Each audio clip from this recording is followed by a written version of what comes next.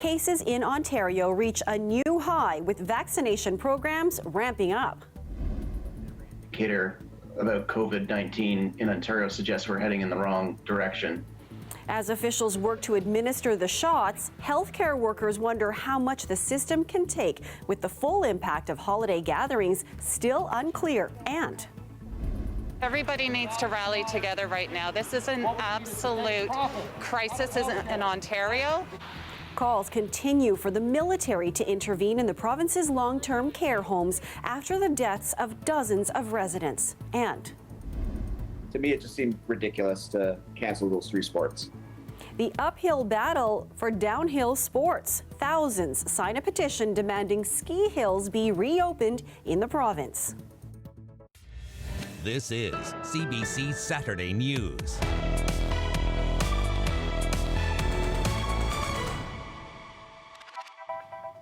Good evening, I'm Marivel Tarouk.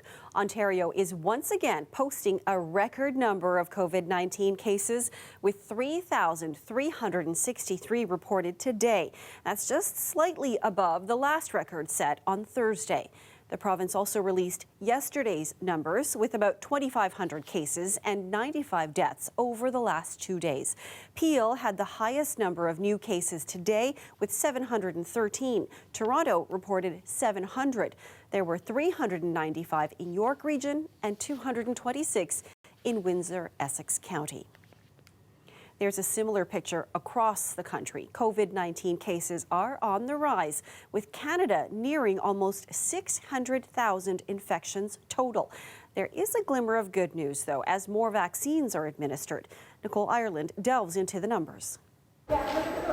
As the number of people infected with COVID-19 continues to rise, so too does the anxiety of those working in the healthcare system. Heading into January and February, I've never been so concerned about the ability of our healthcare system to care for all the needs of the people of the province of Ontario. The Ontario government is reporting 3,363 new COVID-19 infections for January 1st, with the caveat that the number may be inflated because Toronto cases were underreported the day before, then overreported on the first day of the year. However they're counted, it doesn't change the fact that 44 people died of COVID that day. More than 1,000 people in Ontario are so sick with COVID-19, they're in hospitals. More than 300 of them are in the ICU. The human toll we're seeing now is the result of how the virus spread between people weeks ago. Experts still don't know how many people heeded the call to stay home and forgo in-person gatherings for Christmas and New Year's, but they fear we'll soon see the consequences from those who didn't. I think we're looking at quite a brutal winter. It's really at this point just a question of exactly how brutal. Still, amid the dire predictions, there's hope, with 2 COVID-19 vaccines now in play. Until now, Ontario's strategy has focused on vaccinating those who work in long-term care. With the arrival of the more transportable Moderna vaccine, some jurisdictions, including Toronto, York Region, and Peel, are now bringing the vaccine to the long-term care homes and vaccinating the residents on site. That's something Quebec and British Columbia were doing from the beginning. Geriatric specialist Dr. Samir Sinha says Ontario isn't moving fast enough. What's concerning to me is that we're now 2 weeks into having vaccine, and we've only actually used just north of 30,000 doses, and we have 110,000 as of this morning sitting in our fridges and freezers and not yet deployed. Sinha says there's no reason all residents of long-term care homes in the province shouldn't be vaccinated by the end of January. In response, a spokesperson for Ontario's health minister says she expects the remainder of 90,000 doses previously received to be administered in the next several days, and that the province is waiting for the federal government to deliver the next batch of vaccines. Nicole Ireland, CBC News, Toronto.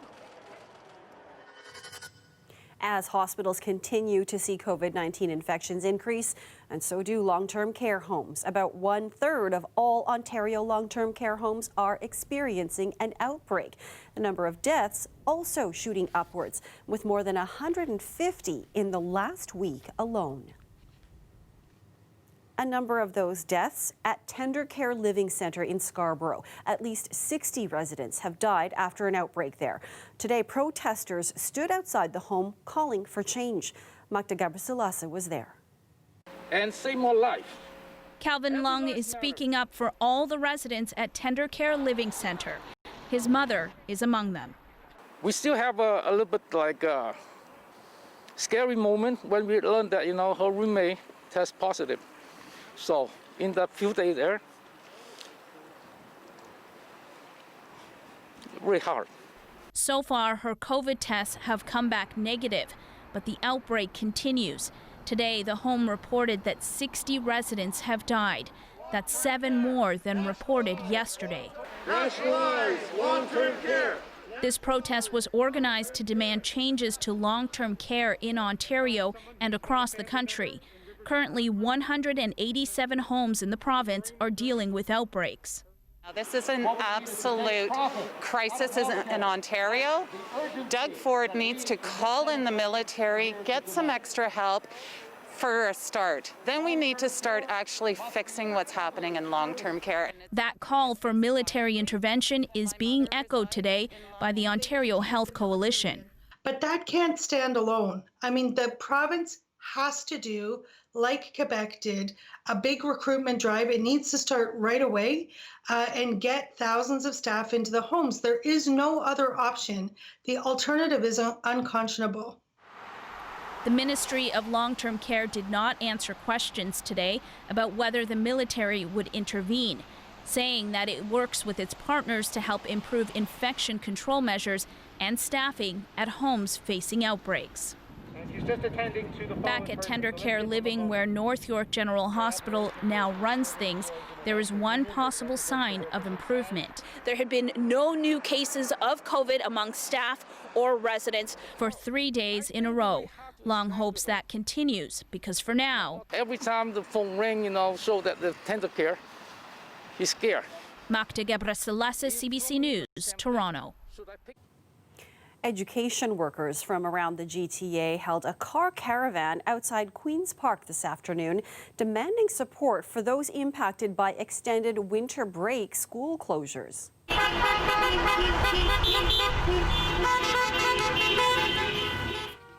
Most elementary schools will be closed for in-class learning until at least January 11th under Ontario's province-wide lockdown. And most secondary schools will remain closed until at least January 25th. Protesters say frontline workers and low-income families will be hit hardest by the closures. They're demanding paid sick leave for families and workers, as well as rent and income support for caregivers. Toronto police are releasing images of 2 cars wanted in a fatal hit-and-run in Scarborough earlier this week. It happened on Wednesday around 5 p.m. near Kennedy and Shepherd. Police say a 56-year-old man was crossing the street when he was struck by a Chrysler traveling eastbound on Shepherd. The man was then hit by a second vehicle heading northbound on Kennedy. Police say both vehicles fled the area. The victim died of his injuries on scene. Police are looking for a dark-colored Chrysler 300 missing its driver's side mirror. They also are looking for a white or silver crossover or SUV. And the province's police watchdog is now investigating a 3-vehicle collision in North York. It happened at about 11:30 a.m. Friday near Keele and Shepherd. The SIU says an officer spotted an SUV speeding on Keele Street. The officer followed the vehicle in an attempt to stop it. Shortly after, the SUV struck a vehicle traveling west on Shepherd, and then a second vehicle making a left turn onto Shepherd. A total of 6 people were injured. 2 of the victims were taken to hospital with serious injuries. Toronto police are also warning the public about a hazardous substance in a park.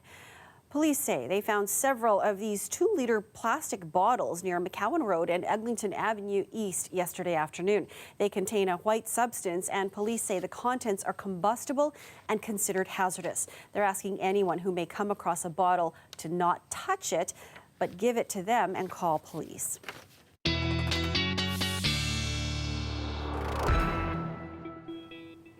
And that is a live shot of Ottawa tonight, where public health officials have confirmed the city's 10,000th case of COVID-19. Despite pleas for a shorter lockdown period in the nation's capital, key virus indicators have continued to climb.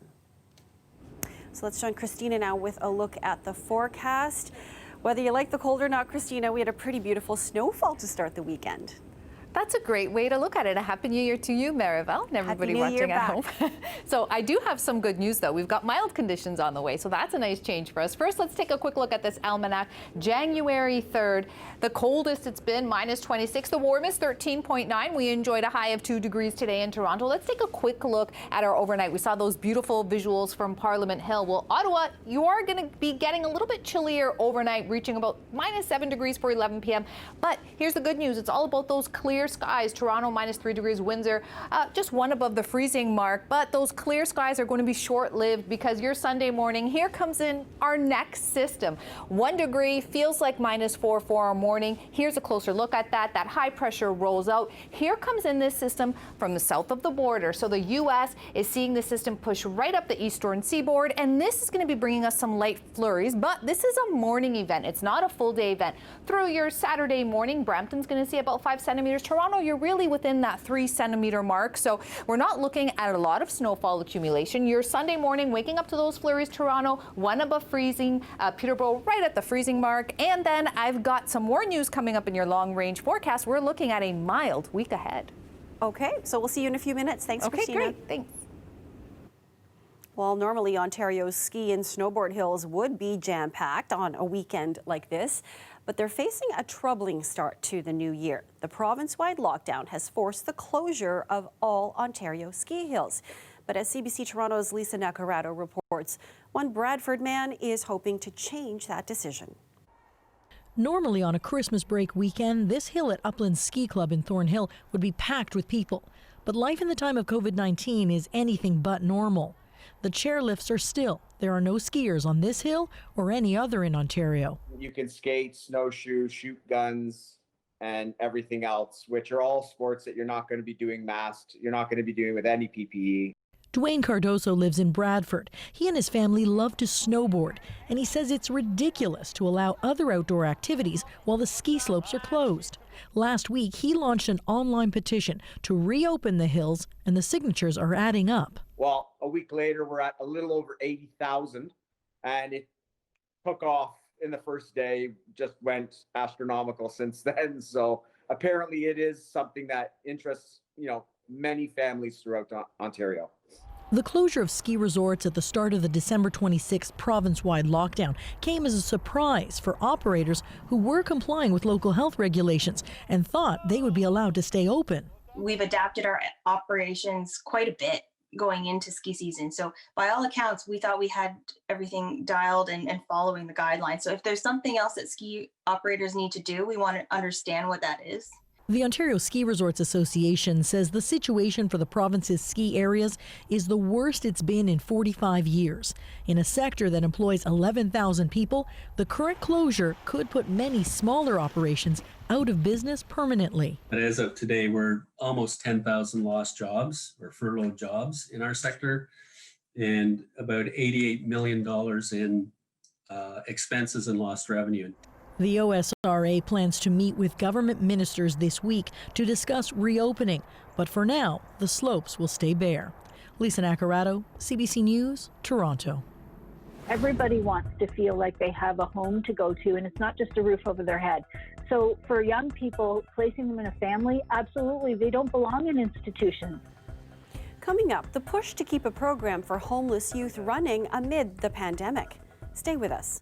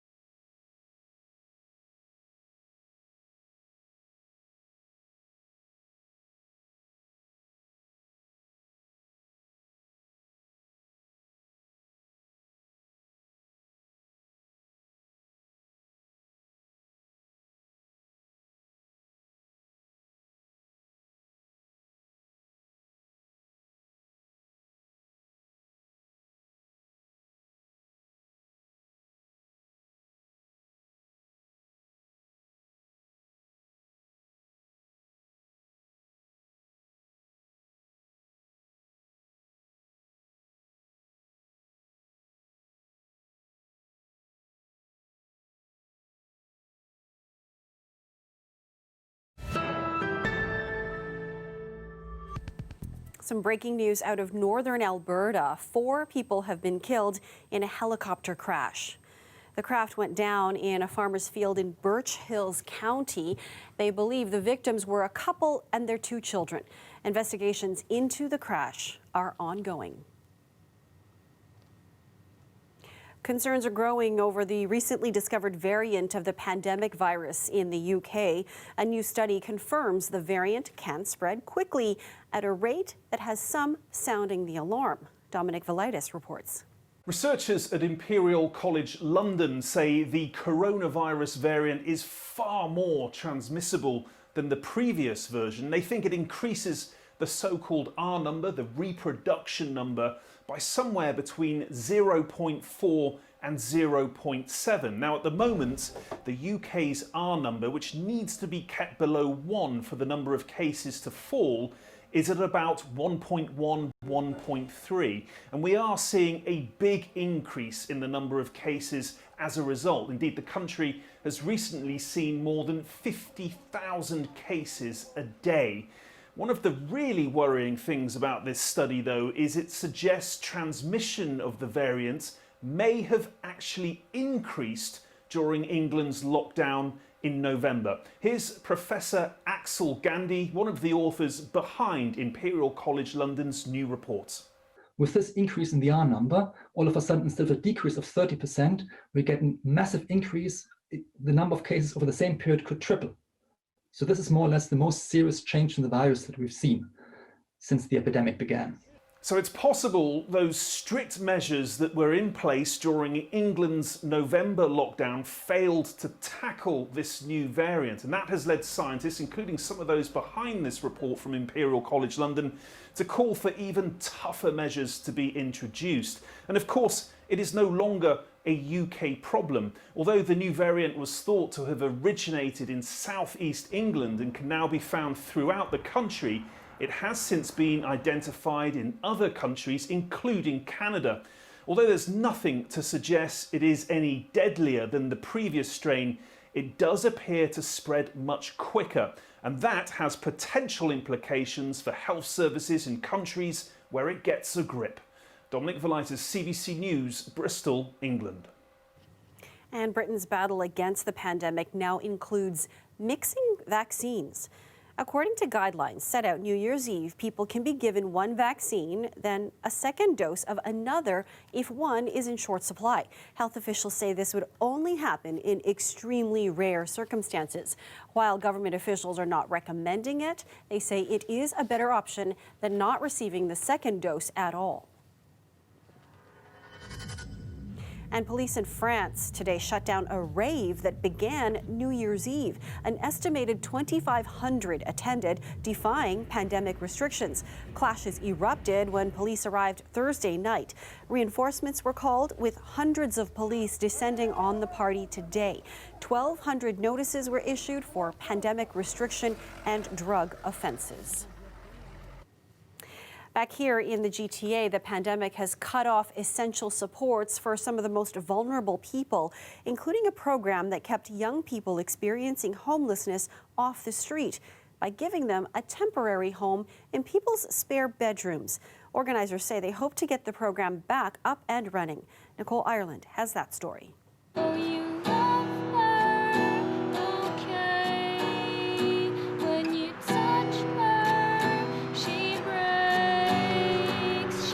Jesse Vakarchik writes a lot of songs from a place of pain. Music helps the 20-year-old deal with mental illness and a troubled past. Abuse at home led Jesse to homelessness in the suburbs north of Toronto. I stayed a bit on the street. We would stay in abandoned houses. Either that or in parks. Then Jesse found 360 Kids, an agency for at-risk youth in York Region. After staying in emergency housing there, Jesse got into its Night Stop program, where host families take in homeless youth, offering them a spare bedroom, meals, and a family environment. Everybody wants to feel like they have a home to go to, and it's not just a roof over their head. So for young people, placing them in a family, absolutely, they don't belong in institutions. For Jesse, staying with a welcoming host was life-changing. I would sit there at the dining table, coloring and drinking tea, and she'd just sit with me and listen to me talk, and I was just like, wow. It's a little late, but I'm finally getting like the family dynamic I've always wanted.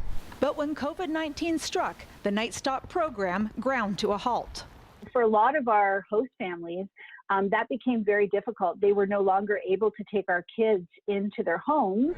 Many of the hosts were older and at higher risk for serious illness. Now, 360 Kids is trying to bring the Night Stop program back. We're trying to get kids to do that isolation and testing before we actually place them with host families. They're hoping more potential Night Stop hosts with space in their homes will volunteer, knowing that many homeless youth are in more danger than ever from sleeping in the cold and other threats. When we don't step up to house these young people, somebody else will, but they're not the people that we want to be stepping up. They're the drug dealers and the pimps.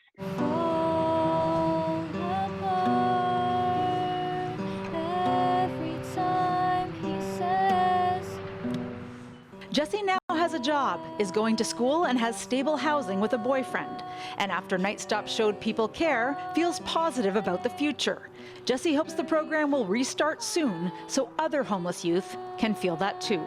Nicole Ireland, CBC News, Richmond Hill, Ontario.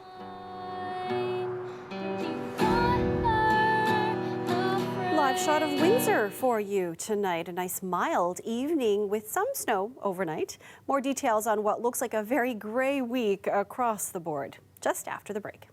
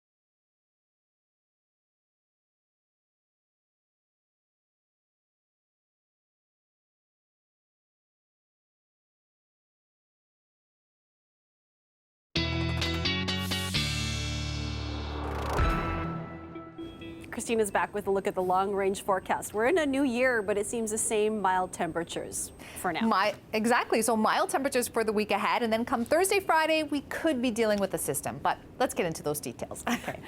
So your Sunday morning, like I said, we're dealing with some flurries, feeling like -4 for Toronto, but it's just a morning event. And so here is your Monday at 2 degrees. We're trending mild for the entire week ahead. Kincardine -5. That's what it's going to feel like. Barrie will feel like it's right at 0. So let's take a look at what we could be seeing system-wise. Trending towards midweek, we're going to see a system make its way north from south of the border. You can see it here in the prairies, but it starts to sink south. So will this system, will or will it not make it to southern Ontario? Well, we're a little bit early to forecast that, but you can see here Thursday and Friday, this cold Arctic air starts to sink south.